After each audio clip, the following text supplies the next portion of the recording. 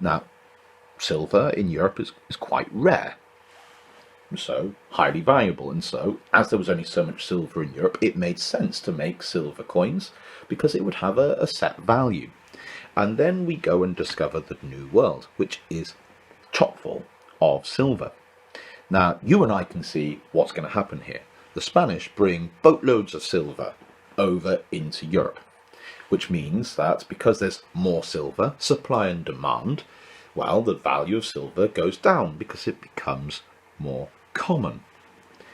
But their coins are made of silver, and so the value of the coin has gone down. It's still a penny, but that penny buys you a lot less. The prices go up, or more accurately, the value of the money goes down. Inflation.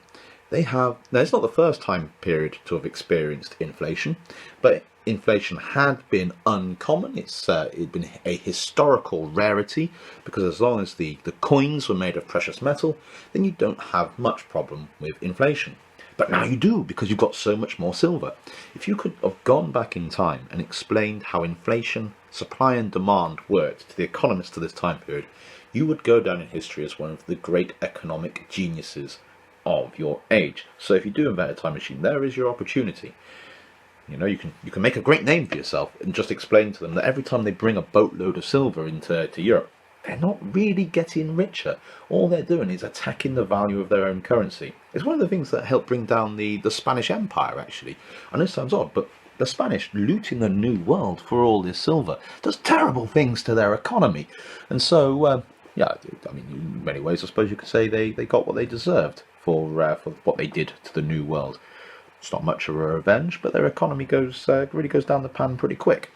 And so you have people who are really struggling. There are a lot more people. There's only the same amount of land to go around, so people have less land because there's twice the number of people. They can't understand why the prices are going up and up and up and up. This is a time of genuine hardship and poverty. If you look at the Elizabethan period, this is the first time that the government actually has to get involved in unemployment, because for the first time really in England's history, there are people to which we don't have a use for. That there's not enough land for them to farm, and there's not enough work in the towns, and we don't have enough money to look after the poor. This is when the vagrancy laws are brought in, when beggars, if they're caught begging, they have holes burnt in their ears and are whipped back down the road as if there's going to be work over there because there's none here. But of course, there's the same problem over there. This is a time of genuine economic hardship, where there are more and more beggars than ever before, and more people taking to the roads, desperate for help, and they can't understand what's gone wrong with their economy. And so witchcraft. And as when we think about advanced economics, do you know what there is? There is often a feeling of witchcraft about it even now. There are other theories, though, as to why this might have happened. Yes, people are desperate. Yes, they're looking for someone to blame. People who are this desperate and unhappy always tend to turn to scapegoating. They want to blame someone. There's no point going, it's economic factors, it's inflation. That doesn't make someone feel better. They want to be able to blame someone that they can see, someone that they can get their hands on, someone who is weaker and less powerful than they are. And so they are turning on the people in their own society who are at rock bottom just to try and make themselves feel better. And before we judge them, we should remember that we do exactly the same ourselves. But there are other reasons why the Great Witch Hunts might have occurred. There might have been a mini ice age in this time period, destroying crops, especially vines. Now, certainly, wine-producing areas do seem to have lots of witch hunts. There was also the breakup of the traditional village community. But the thing is, all of this impacted on people less than is sometimes claimed. And the interpersonal hatreds of, I don't like my neighbour, so I will accuse them of witchcraft. Well, people don't like their neighbours now. Or people didn't like it before the Great Witch Hunts and after.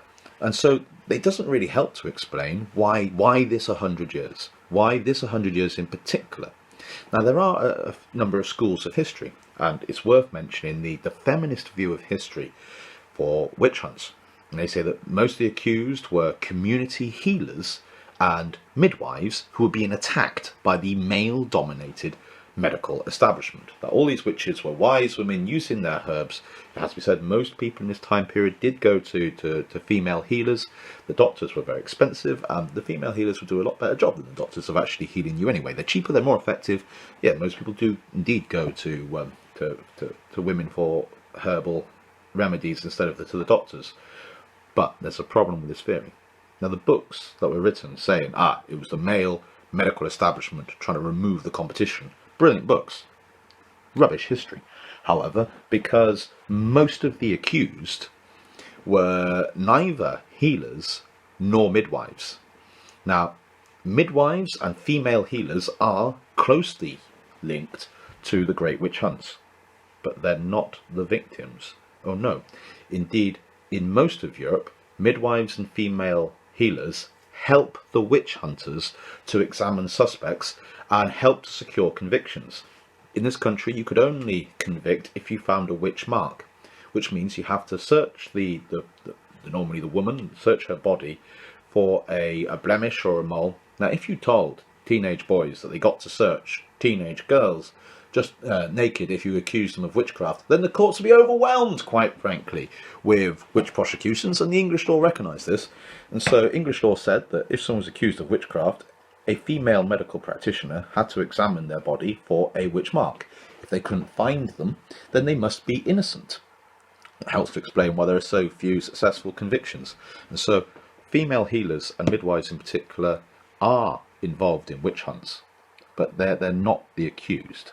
They're normally a witness for the prosecution. Now, few historians now believe that witch hunts were an effort to keep women down. The witches are attacked as witches, not as women. Now, most of the accusers also are women. Now, in Essex, you are 15 times more likely to be accused of being a witch by a woman as you are by a man. And so most of these successful witch prosecutions are not brought forward by men at all. They are brought forward by women. Most witch trials are women accusing other women. And so the number one cause of the witch hunts, most witch cases are generally disputes between women. Most are motivated by the belief also that it's the morally appropriate cause of action. They're not doing this to be horrible. They're not doing this to be spiteful. They're doing this because they have a spirit of duty and a concern for the public welfare. The Great Witch Hunts are a frightening example of how morally motivated actions can lead to massive suffering. And a knowledge of the early modern witch hunts should encourage us to be critical of any intolerance and any persecuting urges which still sadly flourish, and to be vigilant in protecting that fragile and imperfect yet still precious rationality and tolerance which we have inherited. Now, my next history lecture, assuming that, which again I'll be recording in between shifts, trying to keep people safe during the COVID-19 outbreak, but the next video that I'm going to upload will be a much longer one. I've been asked to take people through the Battle of the Somme in 1916, and so stay tuned for the next instalment of House Histories, and remember, in this time of crisis, keep calm and keep safe.